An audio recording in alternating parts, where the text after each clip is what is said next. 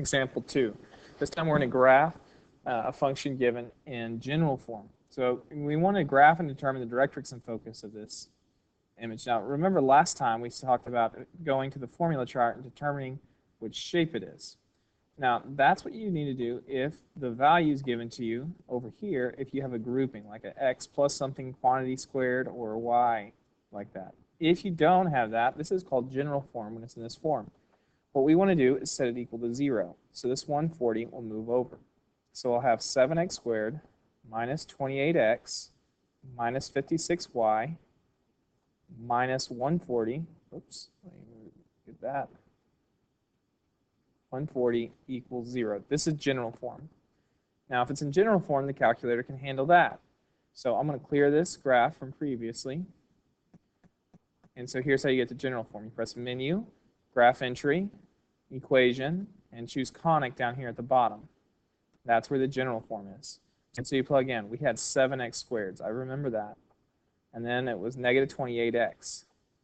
Well, it asked for xy. I don't see any xy variables. So I'm going to come back and I'll put a 0 there. Then it asks for y squared. Look up here. I don't see any y squared, so I'm going to put another 0. Then it asks for x's. That was negative 28.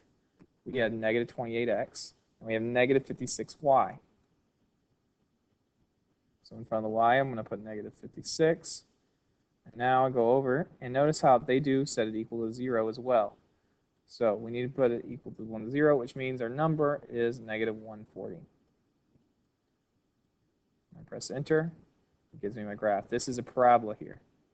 If I wanted to know the center of this, for a parabola, it's called a vertex. So you go Analyze Graph, Analyze Conic, and you click Vertices. When you hit that, that'll tell me my center. My center is 2, negative 3.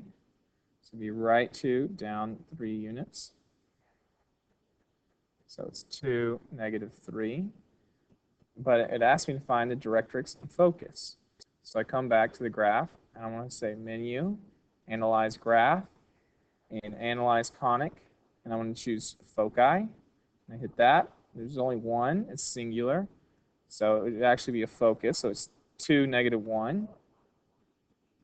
That's my focus at 2, negative 1. And then I could go back and do directrix again. Menu, Analyze Graph, Analyze Conic. I'm going to choose directrix, highlight the shape, and there it is. It's at y equals negative 5. So at y equals negative 5, 1, 2, 3, 4, 5, through this line, we would have our directrix, y equals negative 5.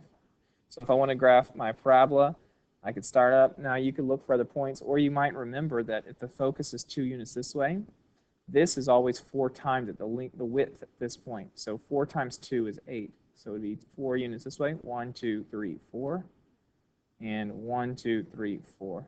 So I should have a width of 8. Let's check that real quick. The way you do that, I was over here, that would be called the lattice rectum. So I'm going to go to Menu, Analyze Graph, Analyze Conic, Lattice Rectum. When I highlight it, it'll tell you my width is, in fact, 8 units. I don't know what I just did there. Let's see if I can get it back. Yeah, it's 8 units. So that's 8 units across. That's how I have it drawn there. Now I just connect my dots. So this would be a parabola going this way.